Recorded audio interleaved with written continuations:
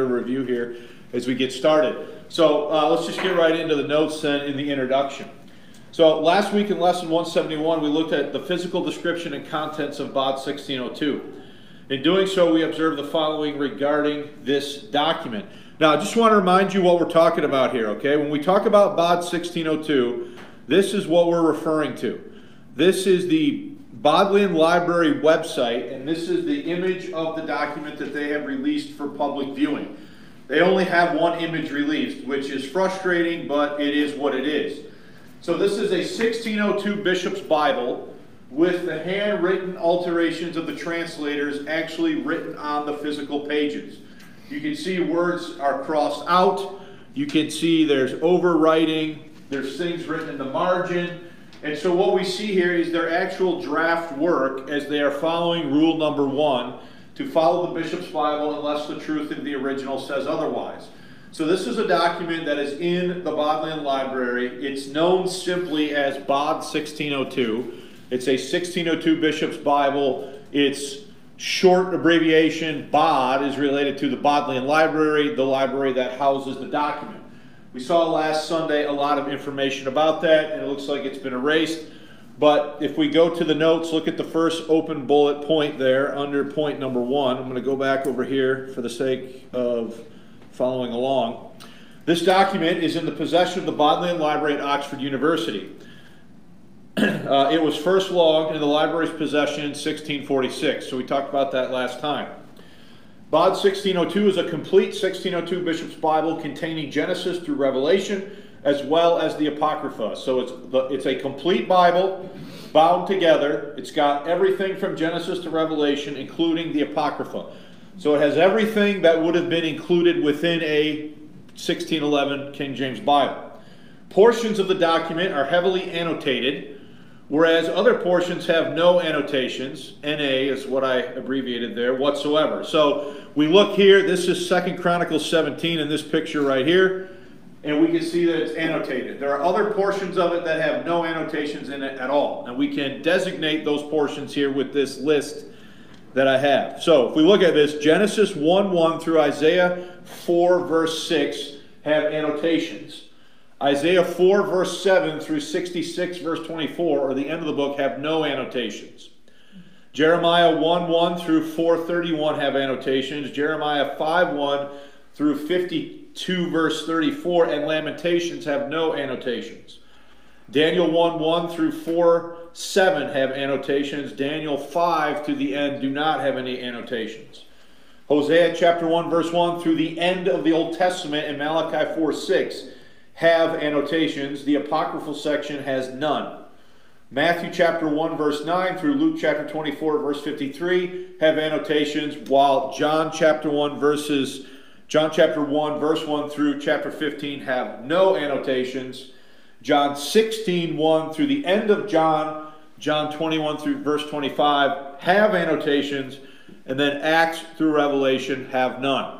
So it's depending on what part of it you're looking at, you might encounter annotations, you might not. The Old Testament the Old Testament and the Gospels are the most heavily annotated parts of it, okay?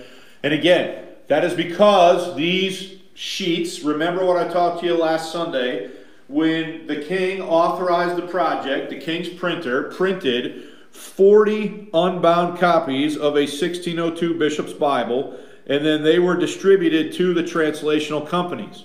So here's a 1602 Bishop's Bible. You can see that it looks very similar. Well, it's identical to what you would see here on this image. Now this is a different page, but they were given 40 unbound copies to do their work on. And then at the end of the project, they were gathered up and they were bound together in this document called BOD 1602. So not all of it is annotated in the document, okay? So, next point. Originally written on unbound sheets from the 40 unbound copies of the 1602 Bishop's Bible provided by Robert Barker, the various sections found in BOD 1602 were collected and bound in their present form. Many of the annotations disappear into the binding, thereby indicating they were originally unbound when the annotations were added, right? So we talked about that last time. I believe we could see that here. Yes. So see here that these annotations are disappearing into the margin, or into the binding, I should say. That's because when they were written on this page, it was not what?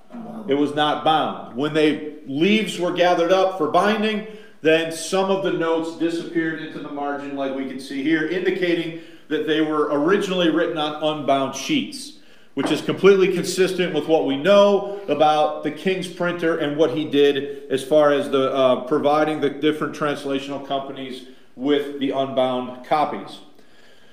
One professional secretary is responsible for the annotations found in the Old Testament, whereas 3 different scribes, 3 different hands, made annotations in 3 different stages in the New Testament section. So we're going to talk about both sections before we're done looking at this document. We're going to look at the Old Testament today, and then eventually we'll talk about the New Testament sections as well. The Old Testament annotations are believed to represent a late stage in the overall project to revise the bishop's Bible, whereas the New Testament annotations are believed to indicate an earlier stage, indicative of an earlier stage in the overall project. So, the top page 2. In this lesson, we want to focus our gaze on the Old Testament. So before we get into the Old Testament part of this, does anybody have any questions or comments about the review from last week? All right. If not, then let's get right into our main point today, which is to start looking at the Old Testament. All right. So point number 1 here. The scholar who has done the most work on the Old Testament text of BOD 1602 is Edward Jacobs. Jacobs is the author of the following doctoral theses as well as essays in scholarly journals. So I have all 3 of these. I brought them with me if you want to check them out. The first one is from 1972, A Bodleian Bishop's Bible, 1602, a preliminary study of the Old Testament annotations and their relationship to the Authorized Version. This is a copy of the doctoral dissertation.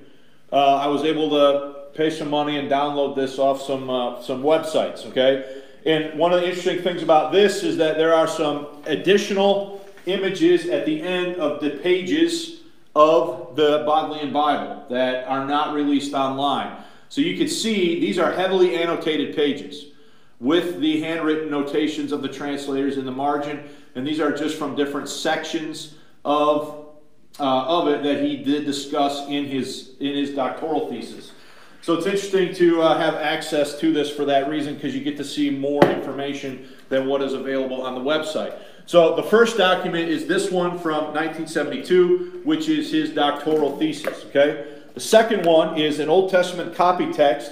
This one's from 1975, an Old Testament copy text for the 1611 Bible, and this was in the paper of the Bibliographic Society of America from 1975.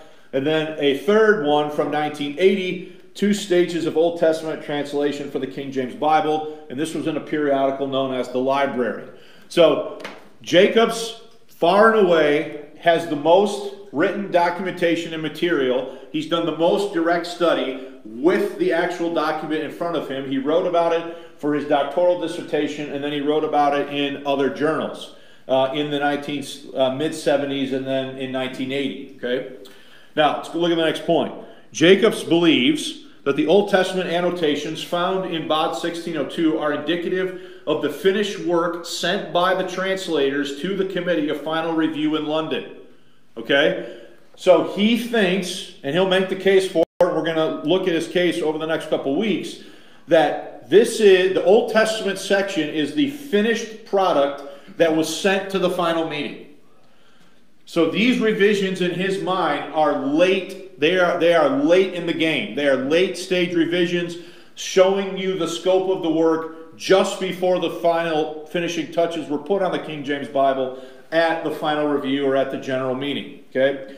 Put another way, this is the finished draft work of the two companies charged with revising the bishop's Old Testament.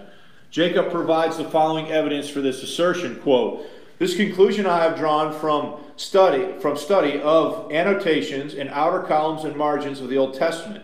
Some 90% of the Old Testament annotations represent the text of the AV."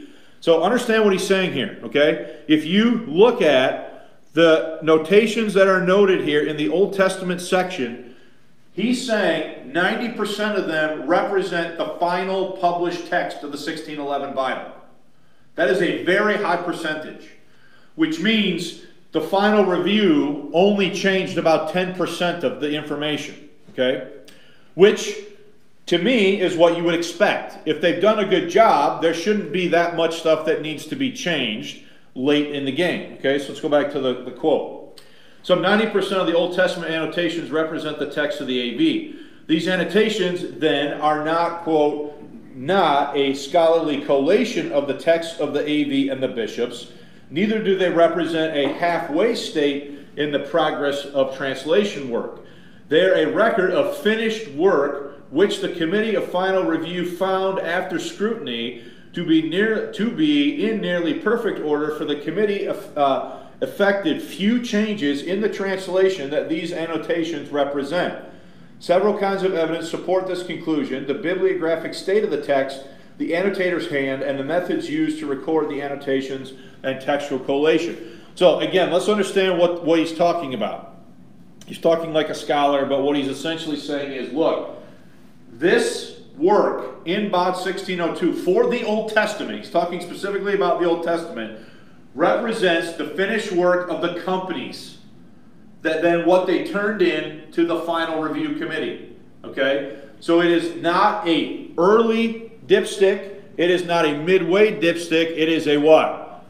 Late dipstick towards the end of the work. Okay? Only about 10% of the things are going to be further revised by the Committee of Final Review.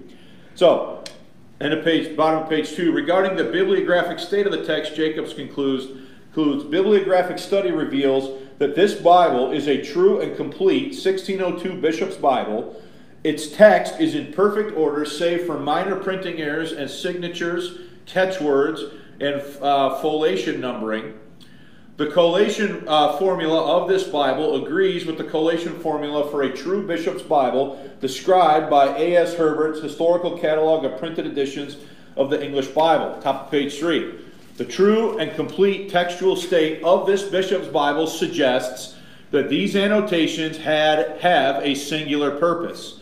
Such an inference would be less tenable if, for example, the annotated portions of the Old Testament were parts of different English translations rather than, as is the case, parts of one harmonious 1602 text.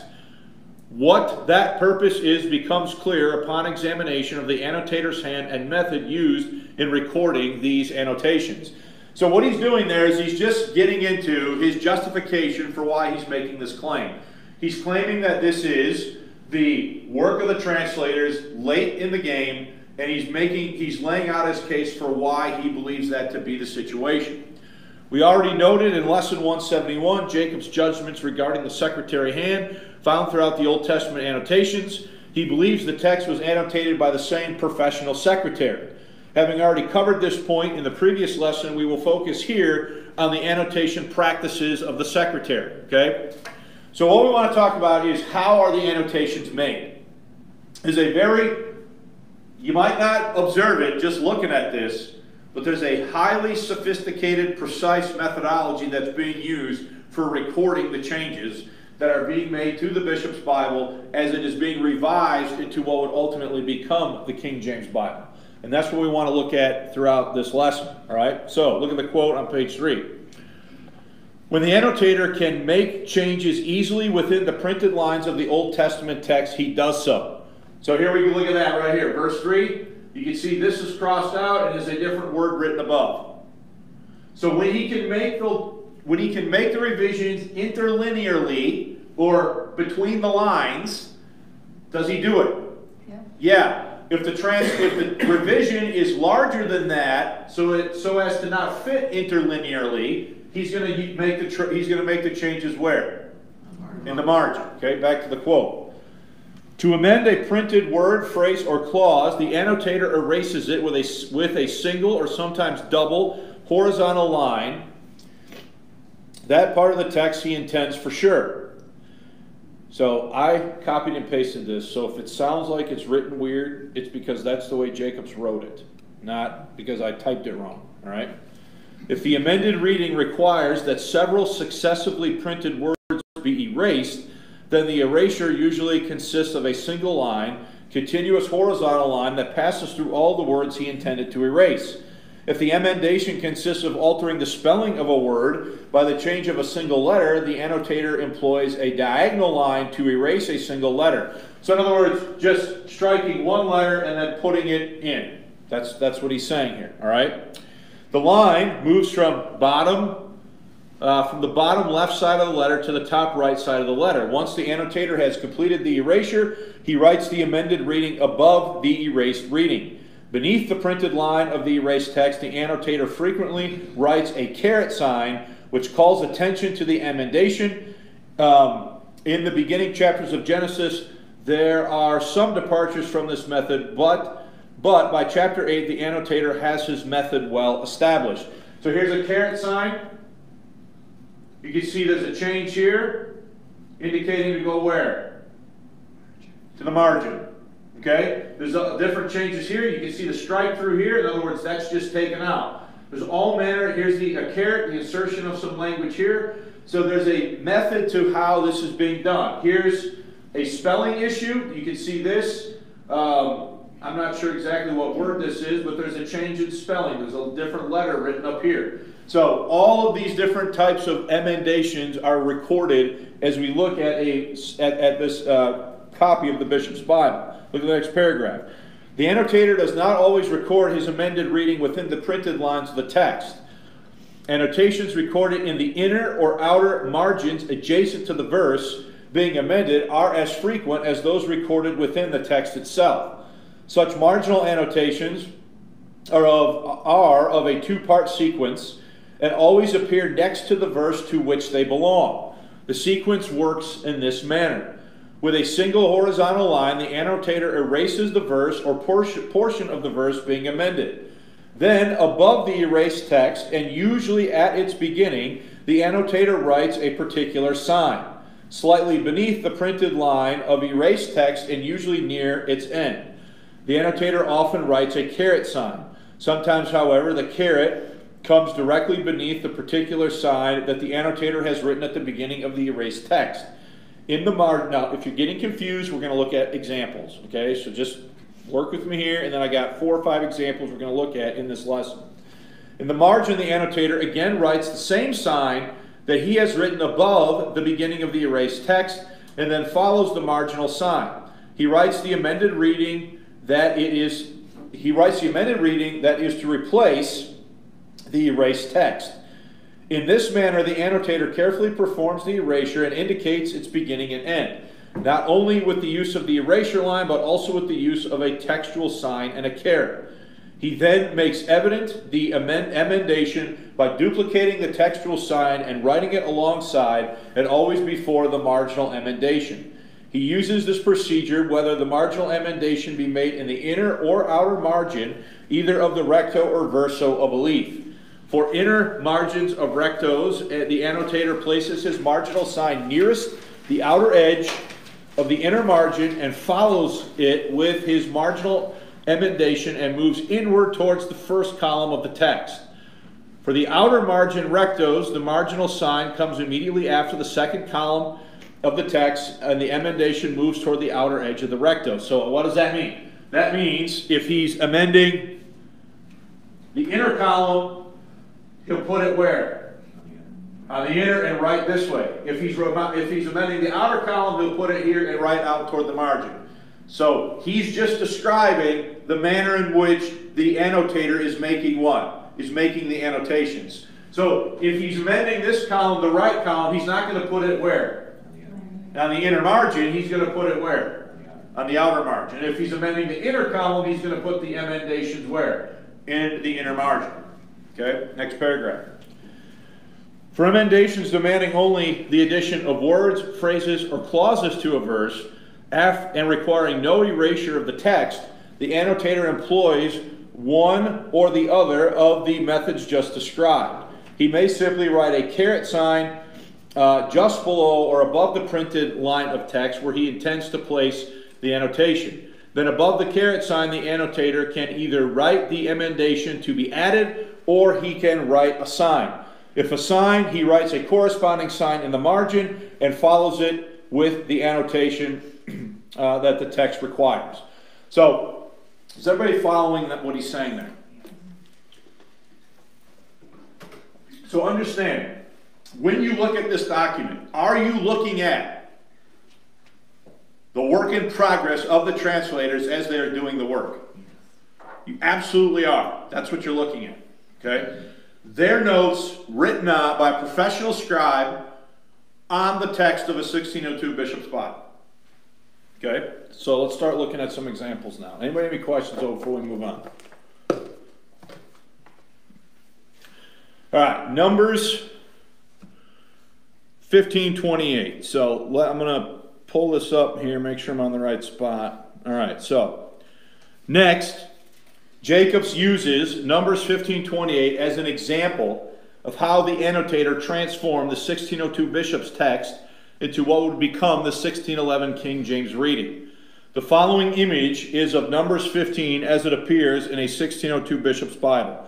So this first image, notice all I did is take a screenshot of the page. You guys know, I've told you this before, that I've been able to locate and pull from the internet a 1602 Bishop's Bible. So what I've done here in this particular image, this first image, is all I've done is found that verse, zoomed in on it, and took a screenshot of the verse as it appears in the Bishop's Bible. Okay? Look at the next statement.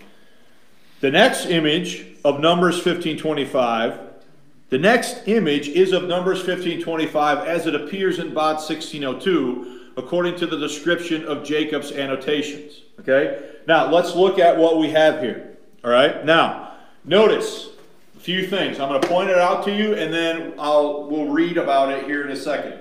So notice, this word here, ignorantly, is what? Crossed out. All right? Notice there's a caret sign. There's a double line here. So if you follow the double line, the same line is where? In the margin, where you have the substitution, thorough ignorance. So when they do when they are amending this text, do they make a change from ignorantly to thorough ignorance in the margin? Shake your head, yes, that's what they're doing, okay? And then we have this removal here, and we have a half moon with a strike above it, where we have the amended reading, to make atonement for him. So what we see here are the different annotations as this text is being conformed or changed or revised into what would be the King James, okay? So annotations in the outer margin of the recto adjacent to the verse are what is down here. So imagine you have the verse here, it's on the outer margin, which means it's on the right-hand column. You would have this double strike line here, and then over here in the column you would have what? Thorough ignorance. You have the half moon with the line above it, and then in that margin you would have this is what they intend to be as the substitution reading. Okay, so let's go to the next page. I'm going to leave this picture up here though. The following is Jacob's description of the annotations made within the text of Numbers 15:28 in Bod 1602. Note how the changes described below correspond with the blue markings I made on the image above. Numbers 1 through 4 are annotations within the text of the verse, whereas Numbers 5 and 6 are annotations in the outer margin of the recto adjacent to the verse. Okay, so let's look at what we're talking about. Ignorantly is erased with a single line. Here it is. Ignorantly is erased with a single horizontal line. Written above the letter O of the word is a textual sign of two short vertical lines right here. Okay? Vertical parallel lines side to side. A caret is written beneath the letter Y right here. So, do we have a strike through line here? Do we have the two small vertical lines above the letter O and the caret? Okay? A caret is written beneath the letter Y for this word. To reconcile him is erased with a single continuous horizontal line right here. To reconcile him is struck through. The word to also has a second horizontal line drawn through it right here. You following this? Okay. Written above the letter R is a textual sign made up of a half moon with a horizontal line tangent to it, and extending on both sides of the top. A caret is written beneath the letter M. So here's the half moon, and here's the caret beneath the letter M. Right? That, the word that, where is it right here, is erased with a single horizontal line. May is erased with a single horizontal line. A caret is written beneath the letter Y, right here. The word shall is written above the word may, right here. So interlinearly. And is followed by the letter G, right here. Thorough ignorance is written preceding the first sign, right here, and that was our double strike line. So there's that. And then to make atonement for him is written preceded by the sign used in number 2, which is this half moon with the line above it. Okay, so these symbols here indicate go where? To the margin. And in the margin you find what he's saying, what they're saying should be there. Okay? So, considering the annotations found in BOD 1602, the amended verse reads as follows. The priest shall make an atonement for the soul that sinneth through ignorance. When he sinneth by ignorance before the Lord, to make an atonement for him, and it shall be forgiven him. The following picture is of Numbers 15:28 as it reads in the King James Bible. So this is the way it reads in the King James Bible. And then we can go to the next page. Following table represents the text of Numbers 15:28 in the 1602 bishops, BOD 1602, and the 1611 in parallel columns so the reader can easily observe the changes. Please note I have updated the spellings for ease of reading. Okay? So what we see here, guys, is the final end product. So here's what we started with originally. And on the left, here's how it's annotated to read in BOD 1602 in the middle. And here's what ends up in your King James Bible on the right. Okay? So let's compare those things. Okay? So we're going to start at the left. So the 1602 bishop read as follows. And the priest shall make an atonement for the soul that sinneth ignorantly, when he sinneth by ignorance before the Lord, to reconcile him, and that it may be forgiven him. The BOD 1602 reading, because of the emendations. And the priest shall make an atonement for the soul that sinneth thorough ignorance. That's what they had, right? So that's taking into account this change, right? Of the half moon. That's what they had, all right? You guys following this? That sinneth thorough ignorance, when he sinneth by ignorance before the Lord, to make an atonement for him, and it shall be forgiven him. And then we can look in the right-hand column at the 1611 final reading, and it reads as follows. And the priest shall make an atonement for the soul that sinneth ignorantly. What'd they just do? They went back to what? 1602. They went back, see? Sinneth ignorantly, sinneth ignorantly. They proposed to change thorough ignorance. Which is the better reading? Sinneth ignorantly, which is what they end up with. So, does that mean they rejected that change at the final review committee? Okay, let's keep going. So we're reading the right-hand column. I'll start over. And the priest shall make an atonement for the soul that sinneth ignorantly, when he sinneth by ignorance before the Lord, to make an atonement for him, and it shall be forgiven him. Now notice the use of the ampersand sign there instead of the word what? And. Strange, but that's what they did. So you asked me about that a while back, and that is the way the print looks. You can see that right here if we go up to the image.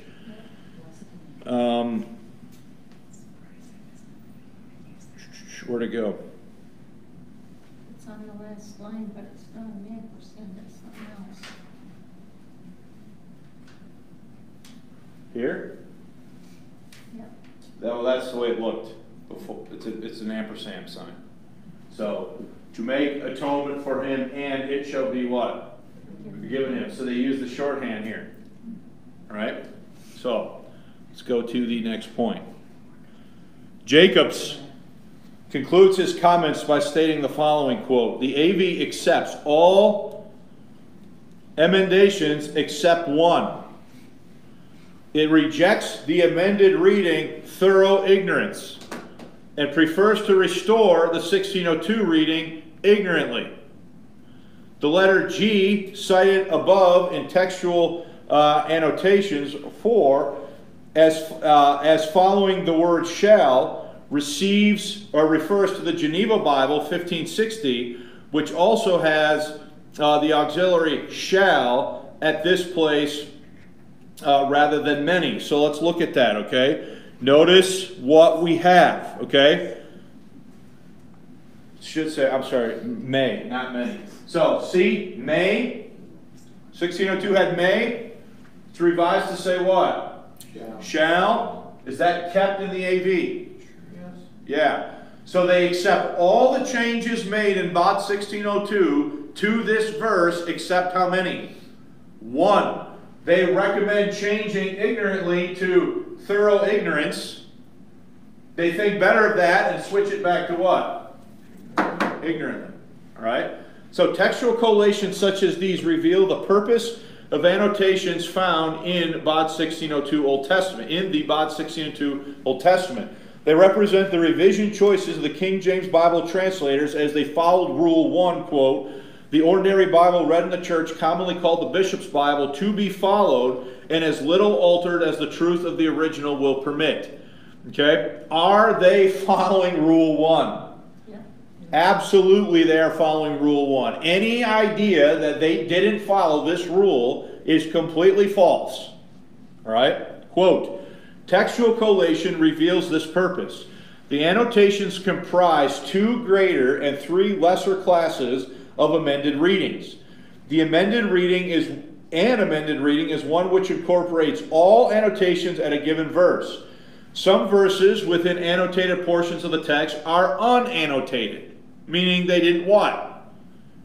They didn't write anything down. They didn't change anything. That would be the same thing or the equivalent thing of what we saw in Manuscript 98 where they left something what? Blank, right?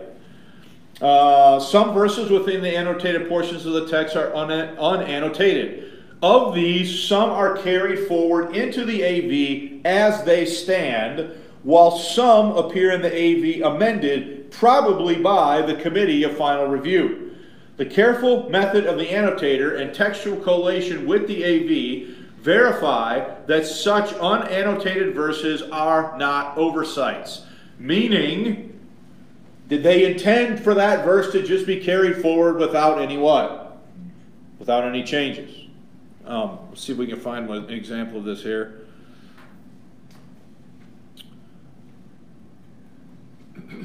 We only have a few we can pick from just because of the nature of this. It does not appear to me, I guess there's one annotation here, but imagine this marking is in here. This verse is largely untouched. And does it sit between annotations above and annotations below? So that would be indicative then of a verse where they just accept the Bishop's Bible reading without any what? Without any changes. I'm just trying to give you an example of what he's talking about. Okay? Collation of BOT 1602 with the 1611 AV establishes 3 main classes of amended readings in the Bodleian document according to Jacobs. The first class is described as readings where the annotations found in the 1602 bishops agree exactly with the AV. Okay? These comprise 90% of the annotations found in the Old Testament of BOT 1602. Now what does that mean? That means for 90%, class 1 is where the annotations match exactly word for word with what ended up where? In the King James Bible. 90% of all of the changes, 90% of all of the emendations found in this Bodleian document fit class 1. So again, class 1 is where the changes that are noted here cohere exactly with what ends up where? In the King James Bible. 90% of the annotations are class 1, meaning they're exact. two more examples of class 1 emendations provided by Jacobs. Two more are provided by Jacobs in Psalm 10, 9 and 10, and Proverbs 27, 15. So let's look at a few more examples here.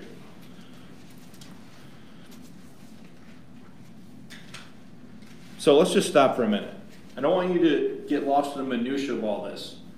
When we look at this, are we looking at them actually doing the work? Yep.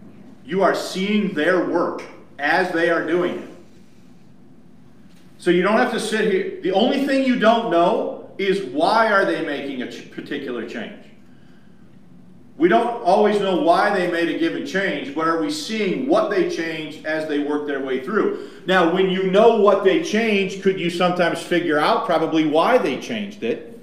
You certainly could, maybe not in every case, but you're looking at them actually doing the work of translating when we're looking at these things, okay? So let's look at Psalm 10, 9 and 10. So the following image is of Psalm 10, 9 and 10 as it appeared in the Bishop's Bible. So again, that's my screenshot of it there for you. Aren't you glad that we don't use that font anymore? Okay? So, the following image is of Psalm 10, 9 through 10 from BOD 1602. Now, listen carefully to this point. For this example, Jacobs does not provide a step-by-step description of the individual emendations like he did for Numbers 15:28. Instead, he provides the 1602 Bishop's reading and the revised reading found in BOD 1602, as well as the reading found in the AV. I have added the marks in blue to allow the reader to visualize the changes. Some of the marked revisions may be in the margin, but I am not sure since Jacobs did not provide that detail. Okay? So I can show you the starting point. We can catalog interlinearly the changes that were made. I just need you to realize that some of the changes in blue might have been in the margin. I don't know. The website has not released the images of this page, but I do know the changes that were made, so I can at least record them for you on the image. So let's at least look at that, understanding that some of these might have been in the margin. So, first of all, do they remove the word for? They strike waiting and switch it to what? In wait. They remove even. They remove, I think this is lureth he into his den. They strike that. They strike may, what's that? It's hard for me to read on this. Ravish, may ravish. They strike that and change it to lieth in wait to catch the poor. Notice, do they change the verse numbering? They remove this number as a separate verse, and do they add this to verse 9? So there's a change in the numbering here, okay? And then they strike ravish here to catch, and they change, what is that? Getteth to draweth. So we can note the changes that are being made. I don't know for sure which changes may or may not have been in the margin, but can we at least note the changes that are being made here in blue? Okay? So, the Bishop's Bible. So if you look underneath there, so here's how the Bishop's Bible amended through annotations to read, he lieth in wait secretly as a lion in his den. He lieth in wait to catch the poor. He doth catch the poor when he draweth him into his net. That's the reading, taking into account the changes, the annotations. All right? And then we can look at the 1611, Psalm 10:9, and then let's just go straight to the comparison table because it's easiest to see. So notice on page 8,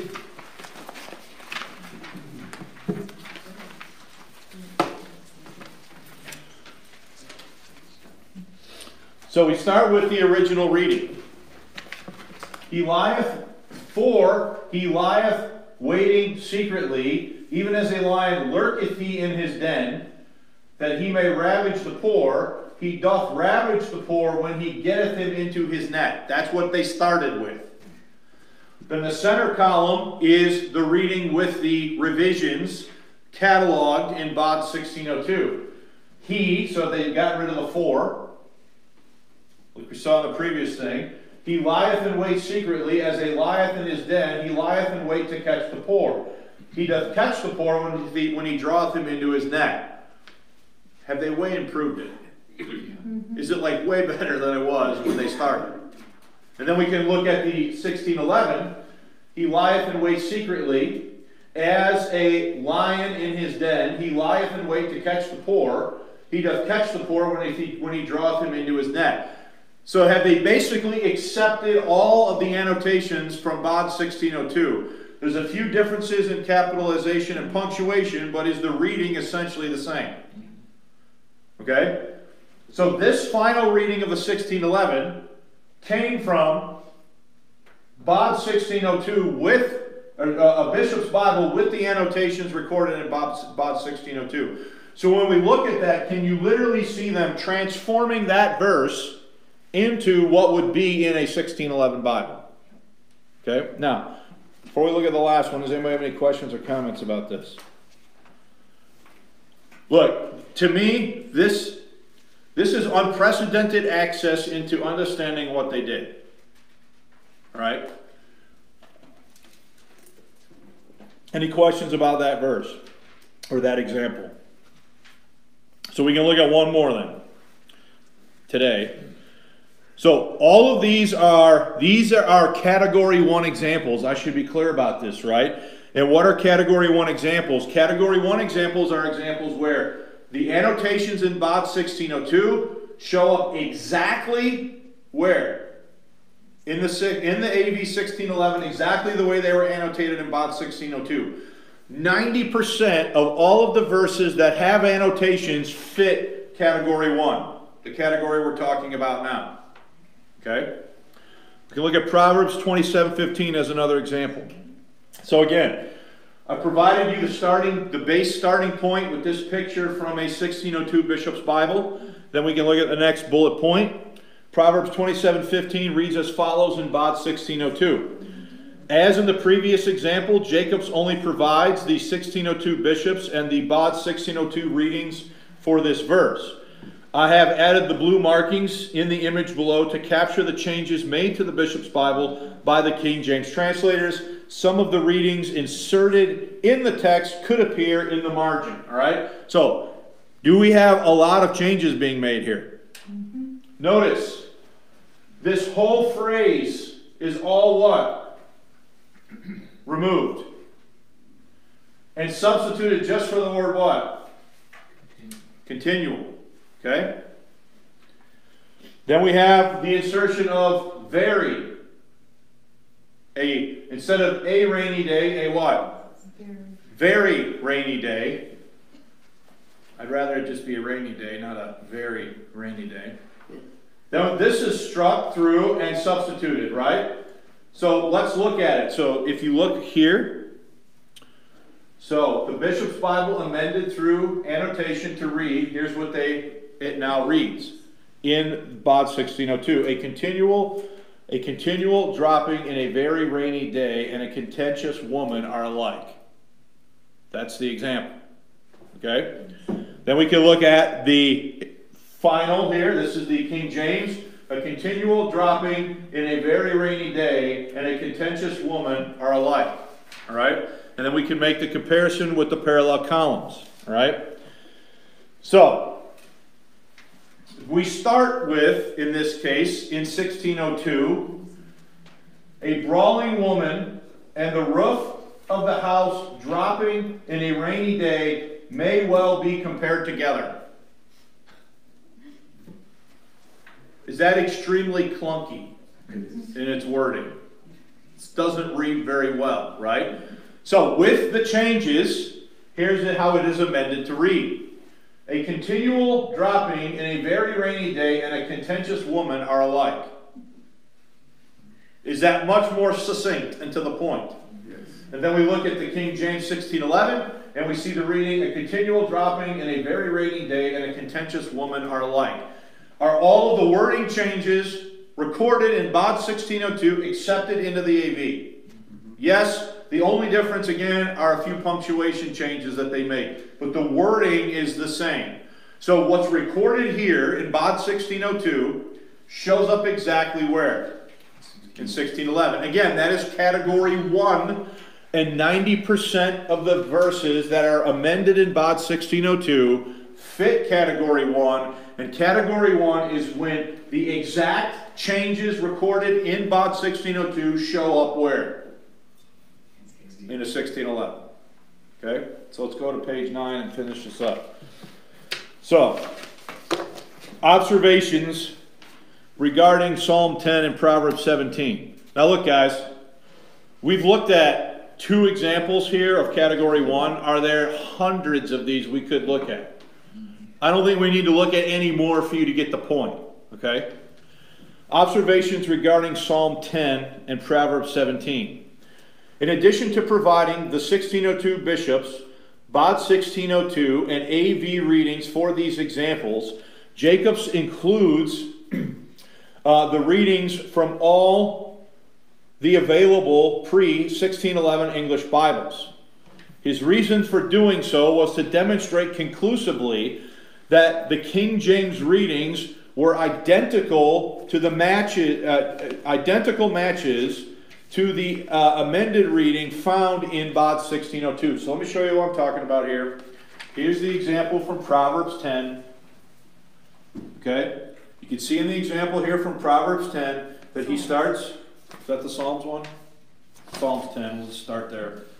You can see here that he's got the bishop's reading, then he's got the emendations, and then he has the King James, and then down here he's got Coverdale all the way through showing you what the readings are. Now, I did not include all of this in the notes. I'm just telling you why he did that. He did that to prove to you that the emendations here in BOD 1602 are the unique wording choices of who? The King James translators, and not the wording choices of some prior English Bible before the King James. In other words, these readings that they're creating, are they unique to them? They are not just borrowing a reading from another prior English Bible. You following that? So, look at the quote there. The first observation evident from a study of these collated verses is that the only other readings that agree exactly with the amended readings of Psalm 10, 9 through 10, and Proverbs 27, 15 are the AV readings. Okay? So in those 2 cases, what you see in BOD 1602, is it truly their original work? Now, sometimes, are they providing a Geneva reading or a Tyndale reading or some other reading as a substitute for what the bishops had? Yes, but in these verses that we're looking at for the examples in this lesson, they're completely original creations of the King James translators themselves. Jacobs concludes, next point. Jacobs concludes his discussion of this class or category of emendations or annotations found in BOD 1602 with the following statement. Please note that Jacobs observes that the Geneva Bible had a heavy influence upon the emendations found in BOD 1602 and thereby upon the AV. These observations highlight the connections between Rules 1 and 14 as the translators did their work. Quote, in both verses, influences that earlier readings have had on the amended and AV readings are present, but they remain only influences. In Psalm 10, 9 through 10, the influence that the Geneva reading has had on the amended and AV readings is undoubtable. But the verb catch that occurs twice in the amended and AV readings has no parallel in the earlier readings. Similarly, in Proverbs 27:15, though the Geneva reading has had a strong influence upon the amended and AV readings, there is still no earlier reading of this proverb that agrees precisely with the amended and AV readings. I do not intend to say, however, that none of the amended readings has precise parallels with earlier English readings. Quite the opposite is true. Particularly frequent are exact parallels between Geneva readings and amended and AV readings. But the point to stress is that these parallels with other readings, while frequent, are nowhere as numerous as the 90% correlation between amended and AV readings. Now, when he's talking about amended, he's talking about the emendations recorded where? In Bod 1602. Okay? So, additional examples of this class or category of amended readings are provided by Jacob's unpublished doctoral dissertation. Listen, we could go on for 3 weeks if I went through every example that's in the doctoral dissertation. I know you want me to do that, don't you? I'm not going to do that. And I'm talking about just category 1 here. That statement that I just made is only for category 1. Now next week we are going to look at category 2 and a couple different types of examples. But we could go on for weeks just looking at category 1 if we went through every example that Jacobs has in his dissertation, which I'm not going to do. So for those of you that think I exercise no restraint, there's some restraint. Anyway, in the next lesson we will consider some additional points regarding the connection between the Old Testament annotations found in Bod 1602 and the King James Bible. So we're going to look at we are going to look at examples from the other categories, but we're not going to look at necessarily any more category 1 examples. Okay? So we are done here. We have a bit of time. We have a few minutes. Does anybody have any comments or questions? Well, the King James, there are still some archaic words and maybe differences in meaning. If you use today's English compared with that, for example, dropping right there, we would say dripping today. Right. And the previous words, thorough and through, we would say through instead of thorough. But there's a lot of other examples like that. Yeah, there are wording choices in a 1611 that say things the way we would not say them today. Yeah. But there's still improvements over, in many cases, what started with what their starting point was in the 1602. And I would add that there are some words in a King James Bible whose meanings have changed over time in the last 400 years. Some of them have changed, some of them meanings for words have changed in ways that are maybe not even perceived by a modern reader in the 21st century. Okay? So we have to be careful. This is why we need to look up what words mean. This is why we need to understand or ascertain what words meant at the time the translation was used, which was kind of my point last week in church when we were looking at regenerate and regeneration. And we look at what those words meant at the time the translation was made, it's pretty clear what they meant. There are a lot of words that would fit into that category, okay? Another example would be replenish in Genesis 1. I've talked about this before in this class. Most people, when they see the word replenish in Genesis 1, they think to refill. Like you have your pop, you have a glass of pop at Culver's, and you refill it, you replenish it, right? Well, if you look up the word replenish, at the time, it did not mean to refill, it simply meant to what? To fill. Okay? Now, if you don't know that, and you are ascribing to the word replenish a modern colloquial meaning of the word, you could come to some wrong understandings of what that verse means. Okay? Now, this is not my underhanded swipe at the gap theory. I'm just saying that there's a word there that people think they understand, but if they look up what that word meant at the time the translation was made, they'll realize that it meant something slightly different than the meaning they are ascribing to it now in the 21st century. There are words that are like that. Okay? Any other questions or comments? Look, I don't, what we are doing here, I don't know of anyone else who has sat down in a class setting like this and gone through stuff with this level of depth, okay? I'm showing you here through this work what they did and how they did it and how you literally got your English Bible through the process laid out by the King James translators. To be able to see how they are amending the text into what we have now, to me, is a fascinating thing to look at. And then we're going to look next time at a couple of the other categories of examples from the Old Testament. We'll ultimately then also look at the New Testament, because there are some differences some notable differences that we need to make sure that we're noting. So, anyone else have a comment or a question? All right, I appreciate your attention. Next week we'll be back and have lesson